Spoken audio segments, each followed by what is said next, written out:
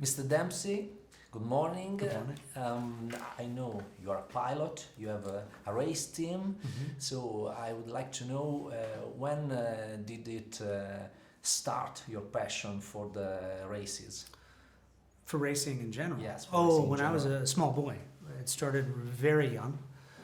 My father loved racing. And every Friday night he would bring home a little Matchbox car for me. So my love for cars started then. I had always followed racing, Le Mans certainly, the Indy 500, Monaco Grand Prix. Yes. And of course you're aware of Monza, which is happening this weekend, you know, Yes.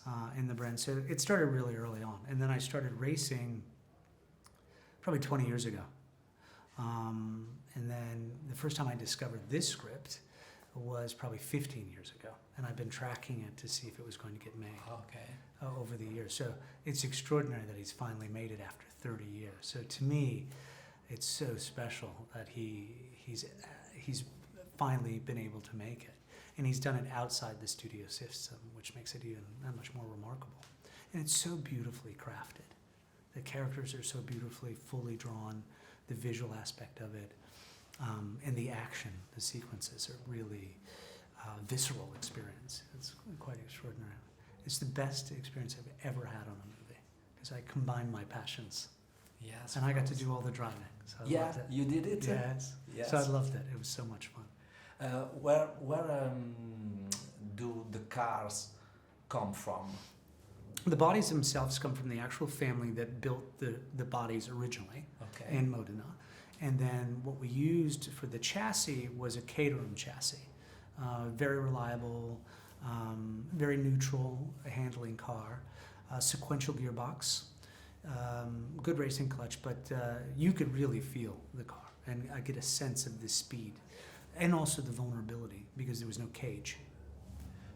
What does it take to make it real, the race on the screen? If it comes to talk about directing. I think it's how he shoots it, and also just the sound aspect of it, the Yes. sound engineering. In a racing movie, the racing is not as much. It's not that interesting. It's what's happening when you get out of the car, and I think that's why this movie is so moving, is because of the dynamics and the struggles that Ferrari had to overcome in order to fulfill his dream and his passion, which is winning Grand Prix races and to go racing. But it's understanding the characters, and I think in this moment in time, because of Drive to Survive, people now understand the humanity in the car. We have our heroes, and back then in the 50s, these were rock stars. They put their life on the line to go racing, especially here in Italy. It has a rich history, even before the war, when he was with Alfa Romeo and running that program. So it's the speed, it's the sound, it's the movement. He captures, this is to me the best racing movie outside of Grand Prix, a contemporary movie, because it has the humanity and it has these moments that you do not see coming and shows you the danger and the struggles it takes to run a team. Yeah, you say you love racing since a lot of time. You love the visual, the cars. You also love the risky, the danger, the extreme way of life. No, I mean, you're very much aware that something could happen. I mean, back then, and we were very aware of it in these cars. I mean, there's a sequence where we're shooting at night at the start of the Mille Miglia, and it was raining, and we were following the picture car, and there was absolutely no visibility, and we were going as fast as the car would allow us to go in a train, and that was very scary, and it made me appreciate, first of all, the technology now and the level of safety. There's still clearly there are people that are being lost in racing even today, but what they did back then was extraordinary. It really scary. But no, that's not what it's about. Is you don't want to go out and it's the quietness of the mind when you're at speed, because you're so focused, you're so present because you have to be. Your understanding of what the car is doing mechanically, the situational awareness and where you need to go. It's very soothing and calming. And then, of course, with the camaraderie, when you get out of the car, there is a bond there with your fellow athlete. And you see it, you know, at the track when you watch a race, the drivers come up and they talk to each other. And there's always, you know, the conflict, there's the villain or the hero, yeah, I think there's a tremendous amount of mutual respect in the sport because you are risking your life and you need to communicate and respect each other.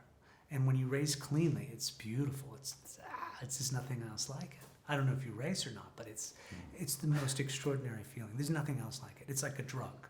As soon as you get that high for the first time, you just want to keep it going. It's hard for me to articulate how important it is for me to race, for my soul and for my sanity, because it's just so amazing. And to be a part of this movie is like a dream come true. You convinced me to. You have to do it. And if you want to, start slowly, go to a karting track. You'll get the same feeling for a lot less money. The feeling watching the movie is that Ferrari was very cynical, or he became cynical some way. I think he became cynical. I think there was a moment where he was, during the First World War, he lost his brother, he lost his father. He had a very difficult relationship with his mother. And I think he was in hospital, and outside his window, he could hear people making the coffins. And as he looked out, he could see them constructing the coffins. And that clearly was a turning point for him. And then I think he had so much pain from the loss of his son. The movie's really about loss and grief in many ways. And I think with the glasses and all of this, it was to really protect him and to distance himself from that. How he came from a working class family. His dad was a metal worker. He had great respect for his employees and his mechanics. They never would go on strike. He had issues with the wealthy because I don't think he particularly liked them, because he thought they were arrogant and that they came in just because they made a lot of money. They didn't respect the work that he was doing in the way that he wanted them to. So he made them pay for that, financially and just with his time, and who could get the car and who couldn't. But I think it comes from a deep pain and vulnerability. Mr. Dempsey, thank you. Complimenti per il film. Grazie. Thank you. Very proud to be a part of that.